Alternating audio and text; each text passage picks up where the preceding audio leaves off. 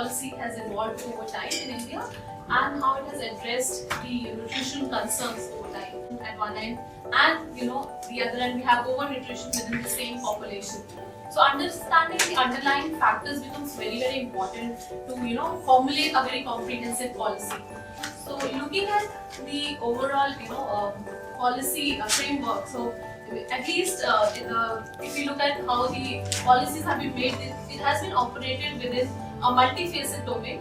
So through ensuring programs through public health, agriculture, economies and social welfare schemes, and the broader objectives of these food policy in India has been to include food security, dietary diversity, micronutrient supplementation, food safety and nutrition education.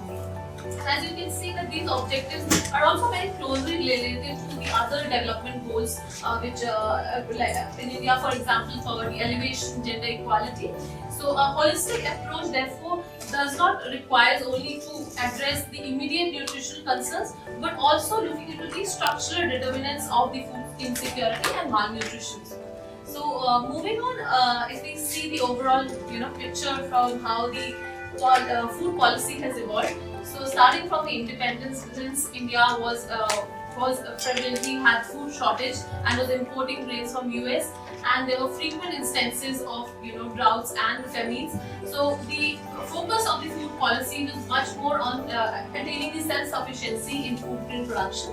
And with the introduction of Green Revolution, we did achieve that goal, and from there the shift happened towards more ensuring towards the food access at the individual or at the household level.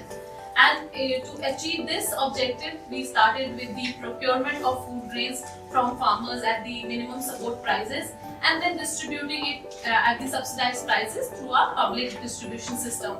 And over time, actually, it has created a very strong nexus among the various stakeholders within these programs, and that has actually been one of the causes behind the failure of a policy shift from staple diets to now more nutritional or balanced diets over time.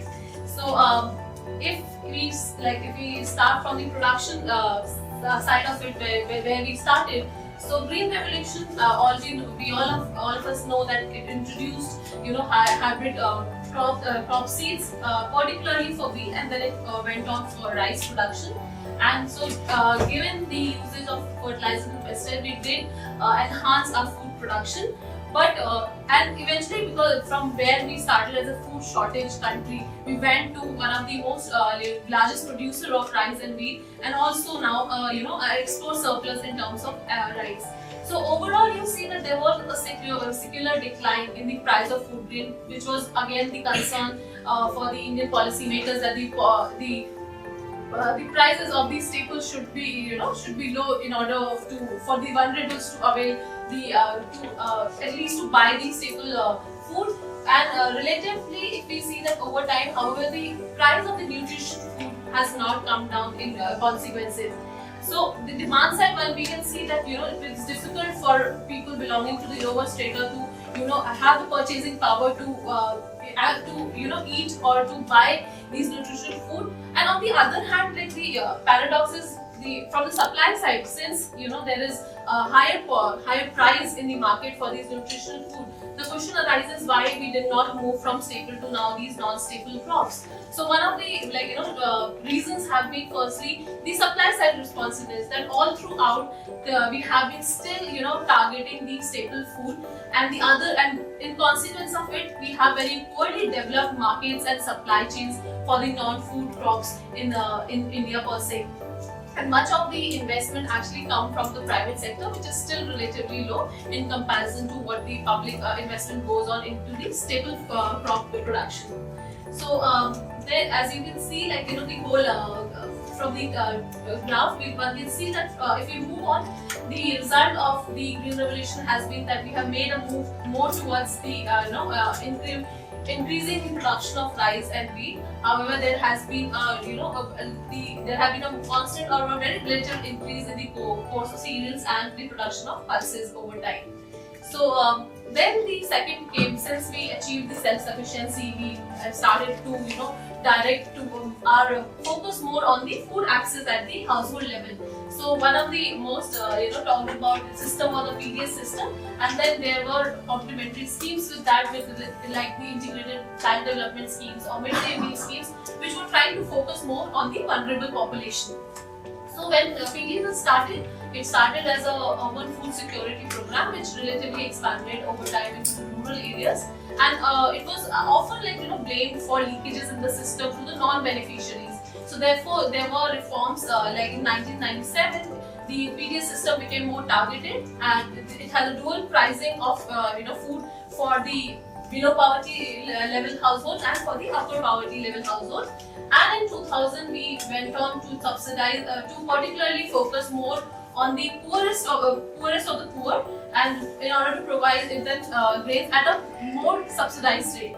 And given this, still the problem still remains is that we are still focusing more on the crops which are wheat and rice. And it's not that the government doesn't announce MSPs for the other crops. So the only problem is not procuring those crops. So it's not giving enough incentive to the farmers, therefore, to move from rice and wheat to the other crops.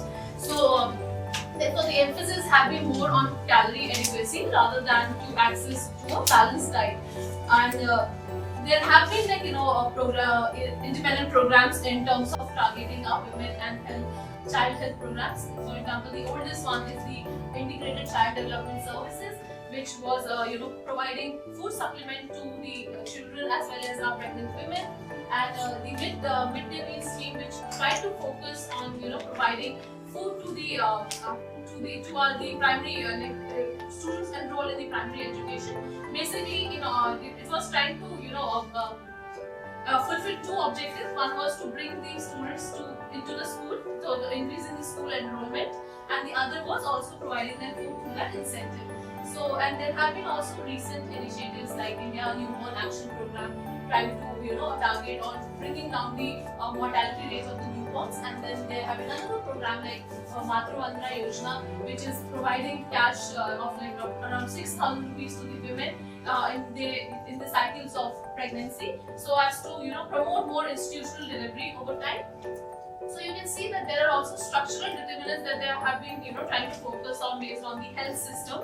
And then if you look, there was another shift which we saw in the mid 70s, where policymakers started associating meeting the income, providing purchasing power to the population could be one of a very good factor for them to have an access to food and national security. So then we saw a lot of initiation of employment generation programs, which were categorized into self-employment initiatives and wage employment initiatives.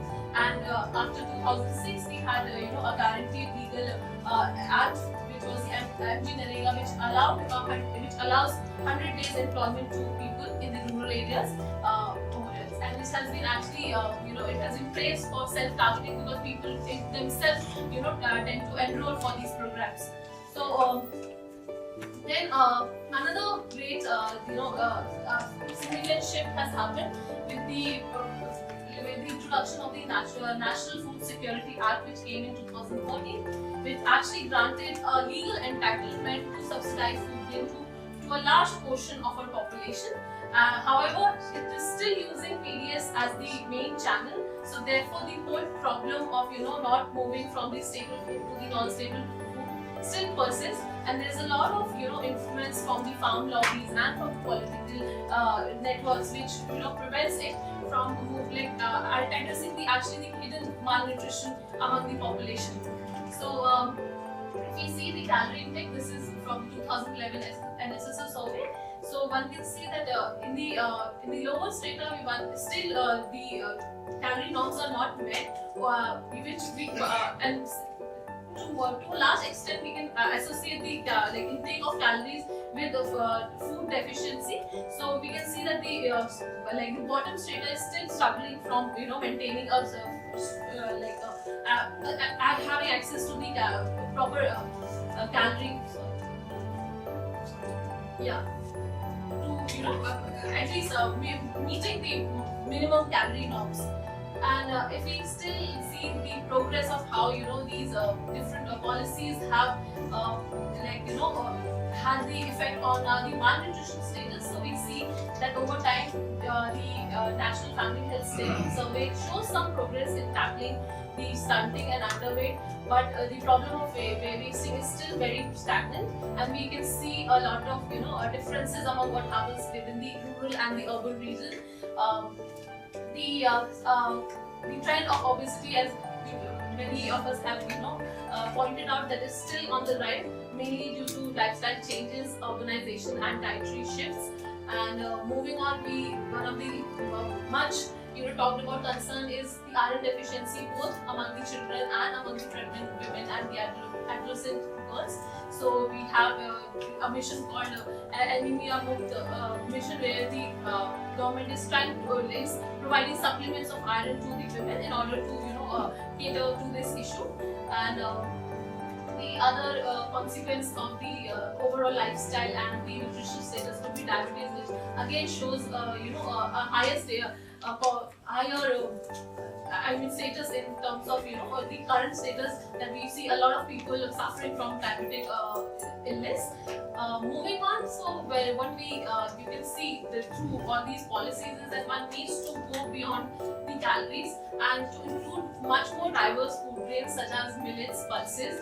The government is taking initiative in this sense, like it has introduced a millet initiative, or it has also, you have decentralized state PDS system, where the states are also trying to procure the local produced crops, which the successful example is from Orissa and Chhattisgarh. So, and the other thing which one can look at is targeting malnutrition through a life cycle approach. That is, not just so we have to target it starting from when the child is in the mother's womb, and for that we also need greater emphasis on the other factors like family planning, the women empowerment, and access to clean water and sanitation. We have since the PDS system and the Union Revolution has focused more on the staple food, we need a policy which is more crop neutral in nature in order to shift the farmers, specifically the small farmers, from these staple foods to more high valued crops like fruit, vegetables, and also pulses and cereals, which would require us to connect these smallholders to different value chains and investing in the transportation and in other storage and market development of these particular crops. Then we also, one of the problems is that there is different schemes which are attacking malnutrition, but they're coming from different departments, as like Professor Sonal also emphasized in the energy system. So similar, the problem here exists. So one need coordination among different ministries to ensure that they are there is a coordination when they're targeting the problem.